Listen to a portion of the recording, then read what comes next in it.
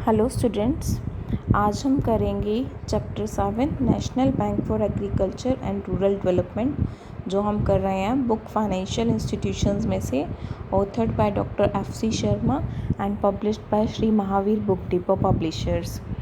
National bank for agriculture and rural development, इसका आपने हल्का हल्का इंट्रोडक्शन आपके क्लास 12th के टाइम पे भी पढ़ा होगा।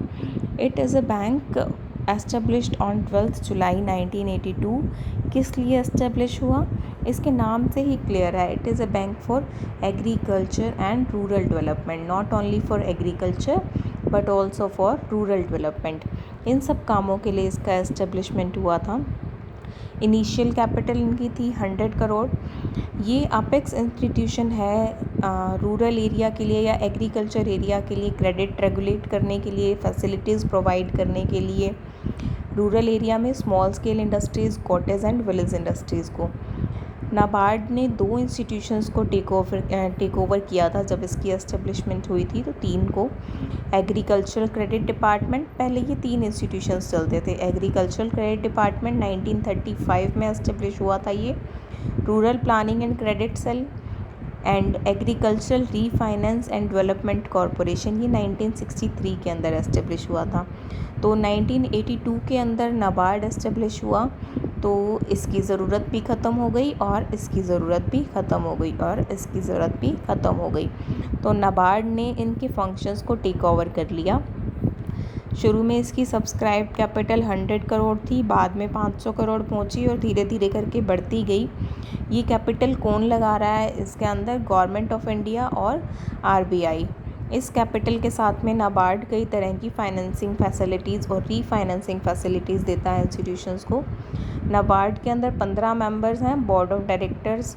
15 मेंबर बोर्ड ऑफ डायरेक्टर्स में हैं chairman, managing directors, 2 experts rural economy से, 3 एक्सपर्ट कोऑपरेटिव और कमर्शियल बैंक से, 3 director are from current directors of RBI, 3 director government of India से और 2 डायरेक्टर्स जो स्टेट गवर्नमेंट्स को रिप्रेजेंट करते हैं। नाबार्ड के ऑब्जेक्टिव्स, क्यों एस्टेब्लिशमेंट हुई इसकी?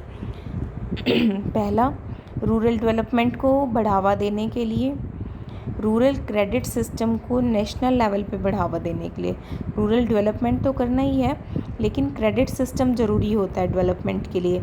जब किसी को इंडस्ट्री लगानी है, पैसा नहीं है, लोन के बेसिस पे लगाना पड़ता है, तो credit is always needed to act as a provider of supplemental funding to rural credit institutions. जो रूरल एरिया में क्रेडिट देते हैं, ऐसे इंस्टीट्यूशंस को एक्स्ट्रा फंडिंग देना, सप्लीमेंटल फंडिंग देना।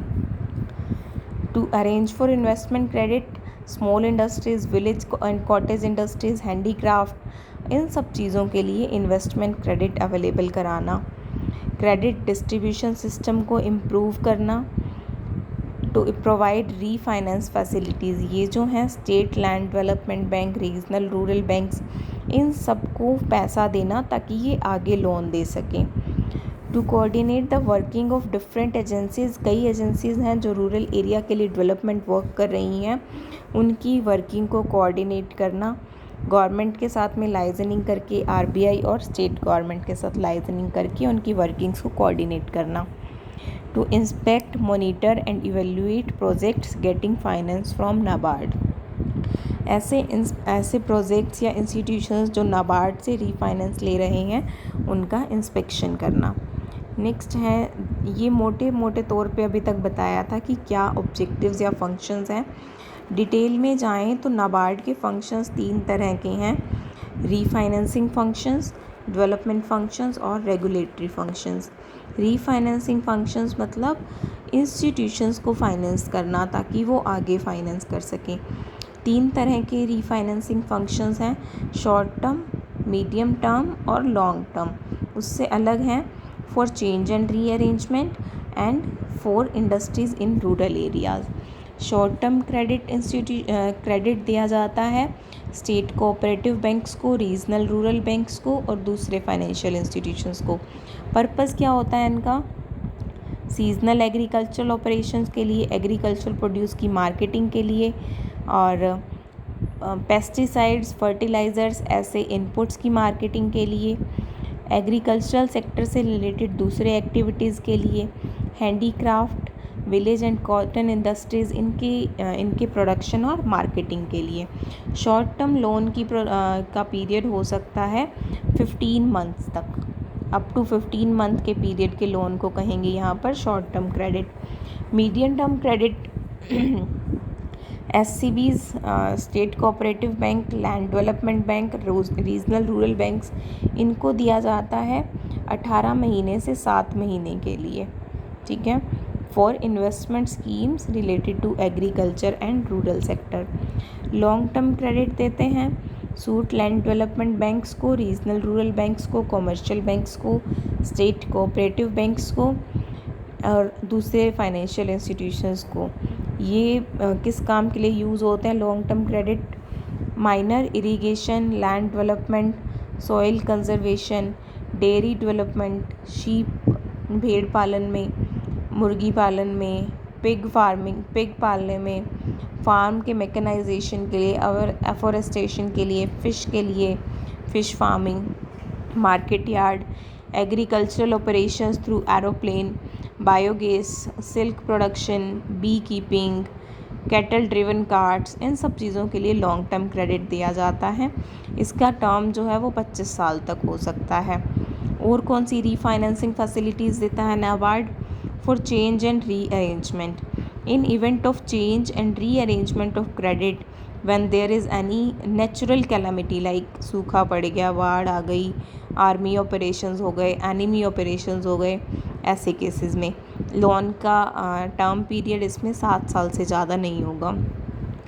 रूरल एरियाज़ की इंडस्ट्रीज़ को रीफाइनेंस करना, ये थे नाबार्ड के रीफाइनेंसिंग फंक्शन। नेक्स्ट है नाबार्ड के डेवलपमेंटल फंक्शन कि विकास के लिए क्या करते हैं ये। इट कोऑर्डिनेट्स, जितने भी रूरल क्रेडिट इंस्टीट्यूशंस हैं उनका कोऑर्डिनेशन करना। It takes measures towards institution building to improve the capacity of credit delivery system, मतलब नए इंस्टीट्यूशंस एस्टेब्लिश करना ताकि, और वो क्या करेंगे, वो क्रेडिट देंगे लोगों को, उधार देंगे रूरल एरिया में। It develop specialization to solve problems relating to agriculture, एक डिपार्टमेंट इनका ऐसा है कि वो एग्रीकल्चरल प्रॉब्लम्स को सॉल्व कर सके। गवर्नमेंट और RBI को हेल्प करना in their rural development efforts. Government और RBI का एजेंट है नाबार्ड, एग्रीकल्चर रिलेटेड वर्क को मॉनिटर करने के लिए। रिसर्च और ट्रेनिंग फैसिलिटीज़ देते हैं ये रीजनल रूरल बैंक के स्टाफ को, स्टेट कोऑपरेटिव बैंक्स के स्टाफ को, लैंड डेवलपमेंट बैंक्स के स्टाफ को, सो दैट एग्रीकल्चर एरिया के अंदर रिसर्च हो सके और रूरल एक्टिविटीज़ के अंदर रिसर्च और डेवलपमेंट हो सके। रूरल बैंकिंग और डेवलपमेंट के बारे में इंफॉर्मेशन स्प्रेड करना, स्टेट गवर्नमेंट को हेल्प करना ताकि वो स्टेट कोऑपरेटिव बैंक्स के अंदर सब्सक्राइब कर सकें, यानी कि स्टेट कोऑपरेटिव बैंक्स के अंदर पैसा डाल सकें और स्टेट कोऑपरेटिव बैंक्स अपना काम कर सकें। Direct credit in cases approved by central government relating with agriculture, कोई ऐसे केसेस हैं जो सेंट्रल गवर्नमेंट ने अप्रूव किए हैं एग्रीकल्चर या रूरल डेवलपमेंट से रिलेटेड, तो ऐसे केसेस में नाबार्ड डायरेक्ट क्रेडिट भी देता है। अदरवाइज़ तो रीफाइनेंसिंग होती है, नाबार्ड इंस्टीट्यूशंस को देता है, इंस्टीट्यूशंस आगे यूज़र को देता है, लेकिन सेंट्रल गवर्नमेंट के अप्रूव्ड केसेस में डायरेक्ट क्रेडिट देता है NABARD. Easy credit aid fund maintain करता है अपने प्रॉफिट्स में से, सो दैट एंटरप्रेन्योर्स जिनको पैसा मिल रहा है विलेज, कॉटेज और स्मॉल इंडस्ट्री एस्टेब्लिश करने के लिए, उनको हेल्प हो सके, मार्जिन मनी ना प्रोवाइड करनी पड़े उन्हें, मतलब डाउन पेमेंट भी ना करनी पड़े, so that help interest free होती है और ईयरली इंस्टॉलमेंट्स में बाद में पूरी हो जाती है। Regulatory functions of NABARD, controlling functions क्या हैं? RRBs की, कोऑपरेटिव बैंक्स की वर्किंग्स को रेगुलेट करना, इंस्पेक्शन करना उसका, लेकिन ये प्राइमरी कोऑपरेटिव बैंक्स की वर्किंग के अंदर इंटरफेयर नहीं करते हैं। It also inspects apex cooperative marketing federation, cooperative marketing federations को भी इंस्पेक्शन कर सकते हैं ये, स्टेट हैंडलूम वीविंग सोसाइटीज़ को जो कि वॉलंटरी बेसिस पे बनी हुई हैं। It verifies all applications for opening of branch by RRBs and cooperative banks other than primary cooperative society. अगर आरआरबी और कोऑपरेटिव बैंक कोई एप्लीकेशन डालते हैं नई ब्रांचेस खोलने के लिए तो उनकी एप्लीकेशंस को नाबार्ड वेरीफाई कर सकता है, लेकिन प्राइमरी कोऑपरेटिव सोसाइटी पे कोई रेगुलेशन नहीं होगा नाबार्ड का। All RRBs and cooperative bank submitting returns to RBI are required to give a copy to NABARD also. RRB और कोऑपरेटिव बैंक्स अपने रिटर्न्स का एक कॉपी आरबीआई को देते हैं, नाबार्ड को देना भी ज़रूरी है। और NABARD is empowered to obtain any information from RRB and cooperative banks. जो वो इन्फॉर्मेशन मांगता है आरआरबी या कोऑपरेटिव बैंक से उन्हें देनी पड़ेगी। सम रीसेंट एडिशंस, नाबार्ड के फंक्शंस में कुछ एडिशंस हुए हैं, वो एडिशंस देखते हैं। First are additions in the area of farm sector. Farm के एरिया में, खेती के एरिया में क्या हुए हैं? Refinance and updating of potential linked credit plan and other synthesis of service area plan. एक अलग तरह के क्रेडिट प्लान्स लॉन्च हुए हैं। फुल रीफाइनेंस स्कीम शुरू हुई है ऐसे एरियाज़ में जहाँ पर सर्विस एरिया प्लान सिंथेसिस शुरू हो चुका है। Rationalization and liberalization of eligibility criteria for finance. पहले रीफाइनेंसिंग के लिए क्राइटेरियाज थे वो सख्त थे, उसको लिबरलाइज किया गया है, थोड़ा सा आसान किया गया है। सेल्फ हेल्प ग्रुप्स एसएचजीज की एस्टेब्लिशमेंट, उसका introduction so that weaker sections को क्रेडिट मिल सके। Rationalization of interest rate structure, interests का रैशनलाइजेशन अल्टीमेट बोरोवर को हेल्प करने के लिए। Assurance of guidelines to banks on new schemes for diversification of lending under agriculture। नई गाइडलाइंस बैंक्स के लिए ताकि relating to lending under agriculture purpose. Cooperative development fund establishment to promote institutional strengthening activities. ये थी farm से related activities addition to NABARD. Non farm related कौन सी होंगी? स्मॉल रोड ट्रांसपोर्ट स्कीम चलाई है इन्होंने उन बैंक्स को फाइनेंस करने के लिए जो ट्रांसपोर्ट व्हीकल्स को फाइनेंसिंग करते हैं। वो ट्रांसपोर्ट व्हीकल्स किस पर्पज़ के लिए यूज़ होने वाले हैं? विलेज इंडस्ट्रीज़ के प्रोडक्ट्स की मार्केटिंग के लिए। Project finance for commercial banks for financing non agro small industry units. Commercial banks को फाइनेंस करते हैं ताकि वो फाइनेंस कर सकें जो नॉन एग्रो खेती से अलग बेस्ड जो स्मॉल इंडस्ट्रियल यूनिट्स हैं उनके लिए। खादी और विलेज इंडस्ट्री सेंटर्स को असिस्ट करते हैं so that they can modify their schemes according to banking norms. Formation of advisory committee, एक एडवाइजरी कमेटी बनाई है नॉन फार्म सेक्टर के लिए सो दैट ये नॉन फार्म सेक्टर को प्रमोट करने के लिए पॉलिसीज़ बना पाएँ। टेक्निकल एक्सपर्ट्स अपॉइंट किए हैं नॉन फार्म सेक्टर के लिए so as to identify, formulate and appropriate scheme for such industries. District rural industrial project, इसके बारे में आगे आएगा ज़्यादा। इसकी establishment, setting up of agricultural and rural enterprises incubation fund. Incubation मतलब स्टार्टिंग पीरियड, उसके स्टार्ट करने के लिए जो पैसा जाएगा वो उसके लिए इस फंड की एस्टेब्लिशमेंट हुई है। रूरल नॉन फार्म सेक्टर क्या है? नॉन फार्म सेक्टर के अंदर आती हैं investment activities of small scale industries, village and tiny industries, handicrafts, handlooms and others. Rural non farm sector के पास में बहुत सारा एम्प्लॉयमेंट जनरेशन की कैपेसिटी है। नाबार्ड इनको रीफाइनेंस फैसिलिटी देता है, इनको प्रमोट करता है। इस सेक्टर के लिए नाबार्ड ने क्या क्या एक्टिविटीज़ की हैं? First is district rural industries project. 1993-4 session के अंदर ये लॉन्च हुआ था 5 डिस्ट्रिक्ट के अंदर। इसका ऑब्जेक्टिव क्या था? रूरल एरियाज़ के अंदर एम्प्लॉयमेंट अपॉर्चुनिटीज़ जनरेट करना, और ये काफ़ी सक्सेसफुल रहा है अपने काम में।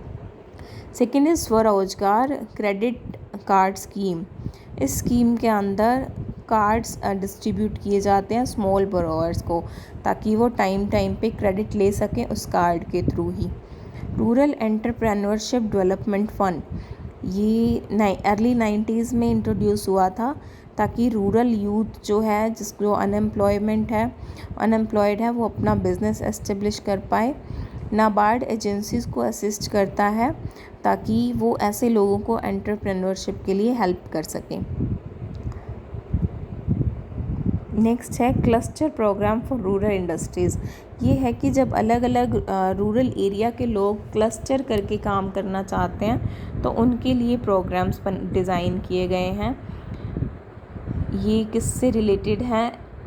कैश्यू प्रोसेसिंग, काजू प्रोसेस करने से, handlooms, handicraft, technology, skill upgradation, marketing and trading and adequate supply of quality raw material.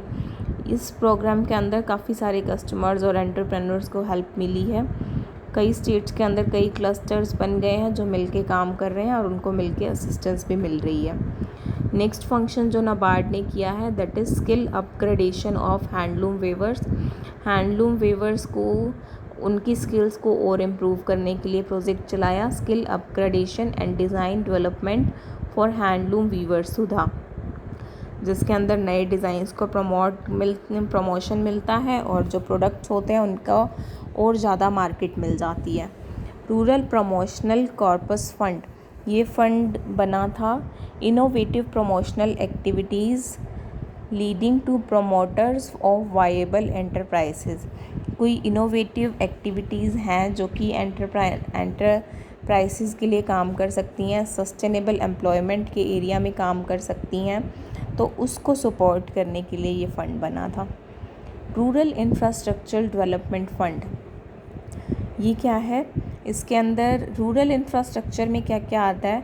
Irrigation, rural land, bridges, water supply, sanitation, rural energy, rural markets, education, health, communication, information technology, ये सब ज़रूरी है एक अच्छे development के लिए। तो rural infrastructure development fund किस लिए इस्टेब्लिशमेंट हुआ इसका? ये स्टेट गवर्नमेंट्स को लोन देते हैं ताकि वो रूरल इंफ्रास्ट्रक्चर के ऊपर फोकस कर सकें और उसको बढ़ावा दे सकें। RIDF के ऑब्जेक्टिव्स, मेजर ऑब्जेक्टिव्स हैं इसके, स्टेट गवर्नमेंट और स्टेट ऑन्ड कॉरपोरेशंस को फंड देना, लोन देना ताकि वो रूरल इंफ्रास्ट्रक्चर प्रोजेक्ट्स के अंदर इन्वेस्ट कर सकें। फॉर इनकम्प्लीट और ongoing projects in irrigation, कोई water management, irrigation, soil conservation के एरिया में काम चल रहे थे लेकिन पैसे की कमी की वजह से पेंडिंग पड़े हैं तो उनको फाइनेंस करना। Construction of rural road, bridges, harvesting of rain water, rural market का construction, cold storage, primary health centre, इनके एस्टेब्लिशमेंट के लिए लोन देना। To develop strong rural infrastructure for improving quality of life and reducing vulnerability. In help in establishing anganwadi centre, Shishu Shiksha Kendra, citizens information centres. Loan देते हैं state government को rural infrastructure reasonable rates पर available कराने के लिए।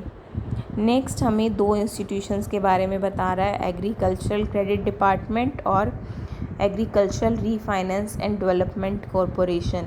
ये इंस्टीट्यूशंस मर्ज हो गए हैं नाबार्ड के अंदर, पहले थे लेकिन नाबार्ड बनने से ये ख़त्म हो गए हैं।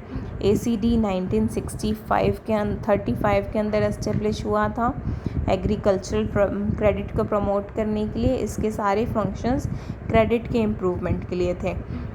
ये मर्ज हो गया है नाबार्ड के अंदर जुलाई 1982 से। सिमिलरली ARDC भी बना था मीडियम और लॉन्ग टर्म रीफाइनेंसिंग देने के लिए लैंड मॉर्गेज बैंक्स को, स्टेट कोऑपरेटिव बैंक्स को, कमर्शियल बैंक्स को। 1963 से 82 में इसने काफ़ी काम किया है लेकिन जुलाई 82 में ये भी मर्ज हो गया, दैट इज़ ख़त्म हो गया नाबार्ड के बनने से। वर्किंग अचीवमेंट्स ऑफ नाबार्ड, इसके अंदर ये फिगर्स मेंशन किए हैं, इतनी तरह का शॉर्ट टर्म क्रेडिट दे दिया, इतनी अमाउंट का लॉन्ग टर्म, इतनी टाइम का मीडियम टर्म्स, इतनी स्कीम्स में लैंडिंग करते हैं, लैंड डेवलपमेंट में, फार्म मैकेनाइजेशन में, प्लांटेशन के लिए, पोल्ट्री के लिए, शीप ब्रीडिंग के लिए, फिशरीज़ के लिए, डेयरी के लिए, कोल्ड स्टोरेज के लिए, तो इतनी स्कीम्स में करता है। नॉन फार्म सेक्टर के अंदर इस एरिया को इस स्कीम में हेल्प हो चुकी है। Other types of assistant for refinancing, hi tech projects के लिए, इंफ्रास्ट्रक्चर के लिए, इंस्टीट्यूशनल डेवलपमेंट में हेल्प करता है। कोऑपरेटिव डेवलपमेंट फंड बना रखा है for strengthening the cooperative institutions. Rural infrastructure development fund establish हुआ जिससे इंफ्रास्ट्रक्चर इम्प्रूव हुआ है। मेमोरेंडम ऑफ अंडरस्टैंडिंग साइन करते हैं अलग अलग कोऑपरेटिव बैंक्स के साथ में for help of rural and agricultural areas. Research and development के एरिया के अंदर काम करते हैं ताकि ज़्यादा से ज़्यादा डेवलपमेंट हो सके उस रिसर्च की सजेशंस के हिसाब से। Suggestions to improve working of NABARD. Khusro committee ने 1989 के अंदर एक रिपोर्ट पब्लिश की और कहा कि कुछ एक वीकनेसेस हैं जिनको ओवरकम करना होगा नाबार्ड को आने वाले टाइम में। क्या है वो एक्टिविटीज़? पहला कहता है कि नाबार्ड की एक्टिविटीज़ रिएक्टिव हैं, प्रोएक्टिव नहीं है। रिएक्टिव है मतलब उन्हें पैसा चाहिए दे दिया, ये खुद से कोई इनिशिएटिव नहीं ले रहा है। प्रोएक्टिव होनी होगी, नाबार्ड को खुद से एक कदम लेना होगा। Inspection function is not integrated with refinancing. Inspection कम करते हैं। It should redefine the purpose of its inspection function. NABARD के स्टाफ की ट्रेनिंग जो दूसरे बैंक्स हैं जैसे कमर्शियल बैंक्स हैं, रीजनल रूरल बैंक्स हैं, जो नाबार्ड के ही क्लाइंट हैं, तो नाबार्ड के स्टाफ की जो ट्रेनिंग है वो दूसरे बैंक या इसके क्लाइंट बैंक के स्टाफ की ट्रेनिंग से अलग होनी चाहिए। रिसर्च एंड डेवलपमेंट फ़ंड को और अच्छे तरीके से यूज़ किया जा सकता है। और जैसे जैसे एरिया बढ़ेगा तो अगले 10-12 साल में नाबार्ड को और ज़्यादा रिसोर्सेज की ज़रूरत पड़ेगी जैसे जैसे रूरल इंडस्ट्रीज़ बढ़ेंगी। नाबार्ड के मेंबर इंस्टीट्यूशंस पे कंट्रोल की कमी है। आरबीआई के साथ में ज्वाइन करके वो कोऑर्डिनेशन बनाने की ज़रूरत है और कंट्रोल करने की ज़रूरत है। कंक्लूज़न इज़ नाबार्ड बहुत अच्छा काम कर रहा है एक रूरल और एग्रीकल्चरल एरिया के लिए, but it needs to increase its capital base so that it can go long and help rural and industrial areas. एक और चीज़ आपको दिखाना चाहती हूँ, हमारे पास सारी चीज़ें रेडिली बुक के अंदर अवेलेबल नहीं होती, और बुक होती भी है तो वो थोड़ी पुरानी पब्लिश्ड होती है। तो हमें अप टू डेट नॉलेज के लिए चाहिए कि हम एक बार ऑनलाइन भी सर्च कर लें कि क्या है इसके बारे में। बेसिक्स जो जहाँ से एस्टेब्लिश हुआ वो चीज़ें चेंज नहीं होती हैं, लेकिन नया हम इसके बारे में क्या जान पाते हैं। देखिए, हमने शुरू में पढ़ा था कि इसकी कैपिटल थी 100 करोड़। 31 मार्च 1920 को ये कैपिटल है 14,080 करोड़, जो है गवर्नमेंट ऑफ इंडिया का शेयर, और अथोराइज्ड कैपिटल है इनकी 30,000 करोड़। तो ये फिगर चेंज होती जाएगी जैसे जैसे ये अपडेशन होगा पेज के अंदर। रोल के टाइम पे अभी 32 रीजनल ऑफिसेज हैं नाबार्ड के, और 4,000 पार्टनर ऑर्गेनाइजेशंस के साथ में ये काम करते हैं और कई तरीके से काम करते हैं। आप इसको पढ़ के अपना जो आपने बुक से सीखा है उसके साथ ऐड करके आप अपनी लर्निंग को बहुत अच्छे से इन्हेंस कर सकते हैं, एक कंक्लूज़न दे सकते हैं। नाबार्ड का हेड ऑफिस मुंबई में है और रीजनल ऑफिसेस सभी स्टेट्स में हैं। श्रीनगर, जम्मू कश्मीर में एक स्पेशल सेल है। रीजनल ऑफिस जो है वो चीफ जनरल मैनेजर हेड करते हैं। तो इस तरह से इसका चलता है। 336 डिस्ट्रिक्ट ऑफिसेज हैं कंट्री के अंदर, जो डिस्ट्रिक्ट डेवलपमेंट मैनेजर्स मैनेज करते हैं। 6 ट्रेनिंग एस्टेब्लिशमेंट्स हैं इसकी। तो जो भी इसका ग्रोथ है, जैसे कि हम देखते हैं कि हमने देखा नाबार्ड ने आज तक कितना काम कर लिया, तो हमारी बुक के अंदर पुराना दे रखा था, तो हमें उसको नाबार्ड की वेबसाइट से चेक करना चाहिए।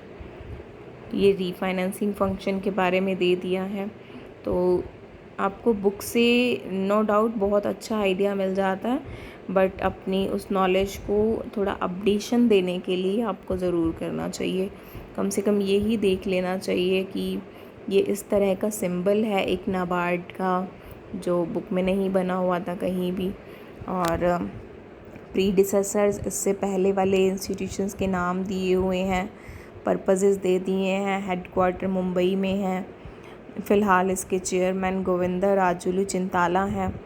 तो इस सब से आज जब आप अपना पेपर भी करोगे और आप कहीं लिखते हैं कि करेंटली इसके चेयरमैन ये हैं एज़ पर दिस डेट, जैसे अब मैं बात करूँ तो लेटेस्ट डेट 31 मार्च 2021 का आप चेक करना नाबार्ड की वेबसाइट के अंदर कि ऑथोराइज्ड कैपिटल क्या है। तो आप इस तरह की चीज़ें अपने आंसर शीट के अंदर लिखेंगे तो इसका इफ़ेक्ट ही बहुत ज़्यादा बढ़ जाएगा पेपर चेक करने वाले के लिए। मोर ओवर एक चीज़ और पढ़ी थी मैंने इसके अंदर,